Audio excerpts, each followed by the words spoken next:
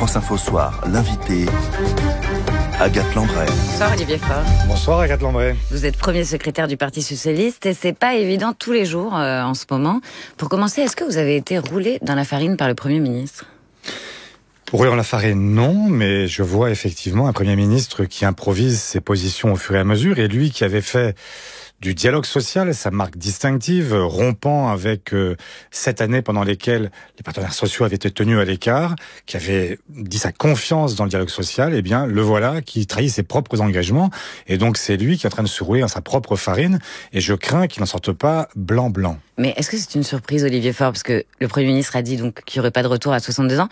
Je vous cite ce que dit Jean-Luc Mélenchon, c'est lui qui dit, qui a cette expression. François Bayrou s'est foutu de vous, il vous a roulé dans la farine. Il dit aussi à propos des socialistes, est-ce qu'il y a une seule personne qui croyait qu'un gouvernement de droite allait ramener la retraite à 62 ans ? Il n'y a que pour croire un truc pareil. Vous êtes laissé berner, en fait.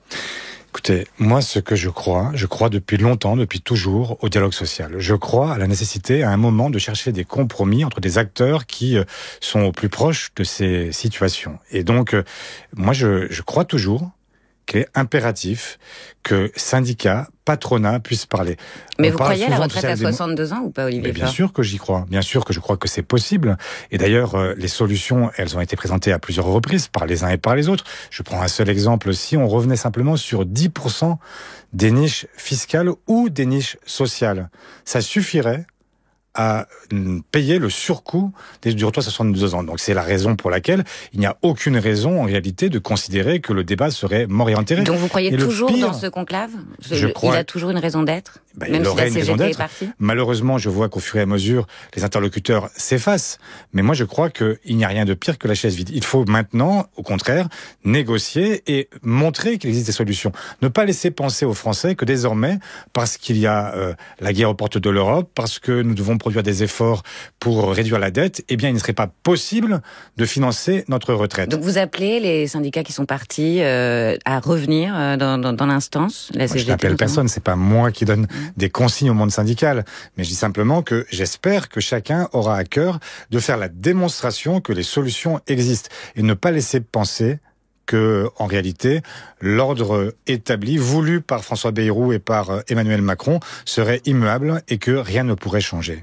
François Bayrou qui ferme la porte aux 62 ans, est-ce que c'est un motif de censure pour vous ? Oui.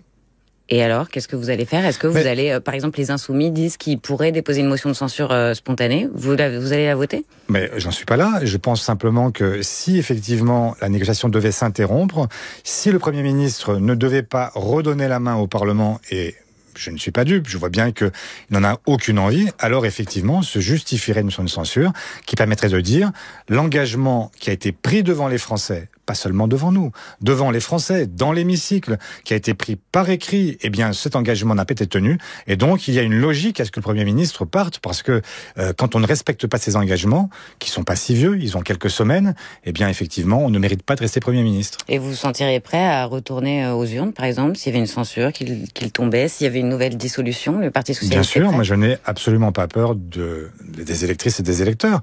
C'est eux qui nous donnent notre légitimité, et si un jour ils considèrent que nous ne sommes pas les mieux placés, ils nous remplacent. Et s'ils considèrent que les combats que nous portons sont les leurs, ils nous maintiennent. C'est ça la règle démocratique. Et personne dans la vie politique ne devrait avoir peur des électrices et des électeurs. Olivier Faure, au moment où la France cherche de l'argent pour se réarmer, certains d'ailleurs disent plutôt qu'il faudrait augmenter l'âge de départ ou travailler plus. Vous vous dites qu'on peut revenir à 62 ans. Éric Lombard a annoncé aujourd'hui un nouveau fonds dans lequel les Français pourront investir pour soutenir le réarmement et les entreprises du secteur. Donc ceux qui en ont les moyens pourront mettre à partir de 500 € minimum. Est-ce que vous allez placer votre argent, vous, pour soutenir la défense française? Je ne sais pas si j'aurai le loisir de mettre 500 € ou plus sur ce compte, mais en tout cas, c'est une bonne façon de chercher à mobiliser l'épargne des Françaises et les Français. Là-dessus, je suis parfaitement d'accord. Je pense qu'il y a un effort de défense qu'il faut évidemment arriver à mettre en œuvre. Simplement, je ne veux pas qu'on oppose le modèle social français à cet effort de défense. Je le dis aussi, et c'est un avertissement au président de la République et au Premier ministre. Si on devait opposer l'un à l'autre, alors c'est la cohésion du pays qui serait en réalité entamée. Or, nous avons besoin de quoi aujourd'hui ? Nous avons besoin d'une grande cohésion parce que dans le moment que nous traversons, attaquer de l'extérieur par à la fois Poutine et Trump sur des modes différents, j'en conviens, et attaqués de l'intérieur par l'extrême droite, eh bien nous n'avons pas à offrir de carburant à ceux qui s'opposent au modèle démocratique, social, écologique que nous défendons. Mais on en a les moyens, nous ne défendons Olivier pas Faure. seulement des frontières, nous défendons aussi un art de vivre, un modèle social, écologique et démocratique. Et on a les moyens de se réarmer, ça représente des milliards et des milliards, des dizaines de milliards d'euros supplémentaires sans toucher au modèle social. Éric Lombard a dit 5 milliards, je crois que c'est possible. Le président a 100 chiffré... milliards, a dit Sébastien Lecornu, le ministre de la Défense. 100 milliards en comptant ce qui existe déjà. C'est un effort supplémentaire de 45 milliards à terme, selon le président de la République. Donc cet effort-là, il faut bien sûr le fournir, mais il y a d'autres moyens pour le faire. Pourquoi est-ce qu'on n'en vient pas à dégeler les avoirs russes ?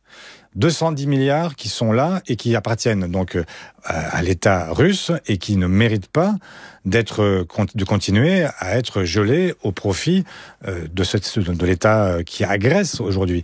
Mais je pourrais prendre aussi l'exemple L'exécutif refuse pour l'instant. Oui, ben c'est dommage. Et j'entends que même à Renaissance, où pendant longtemps ça a été un refus catégorique, Gabriel Attal a commencé à avancer sur ce terrain-là.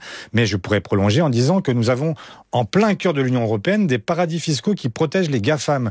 Vous avez Donald Trump qui, lui, nous surtaxe pour nos produits quand ils arrivent sur le territoire américain, et nous acceptons que sur le territoire européen, il y ait des paradis fiscaux qui permettent aux GAFAM, donc aux grandes multinationales américaines, de continuer à vivre sans payer d'impôts sur le produit de ce qu'ils vendent pourtant sur le territoire européen. On vous entend, Olivier Faure. Jean-Luc Mélenchon est revenu hier en meeting à Rennes sur l'affiche de la France Insoumise qui caricature Cyril Hanouna avec des codes antisémites. L'image a été retirée, mais la polémique demeure. Écoutez, le leader des Insoumis, il se défend. C'est nous qui sommes les racistes. Qu'est-ce que c'est que cette histoire ? Et parce que j'ai dit, ça suffit sur un plateau de télé, parce que j'en avais jusque-là. Et comprenez-moi bien, regardez le vice de ces gens. Oui, il y a peut-être une allusion, comme ils sont complètement obsédés, qu'ils ont à la maison les collections d'affiches d'extrême droite que leur avaient laissé leurs grands-parents. Ils les regardent tous les 5 minutes. Là, celle-là, je la connais. Pas de bol, nous, on n'a pas ces affiches. On n'est pas au courant. On sait pas. D'accord ?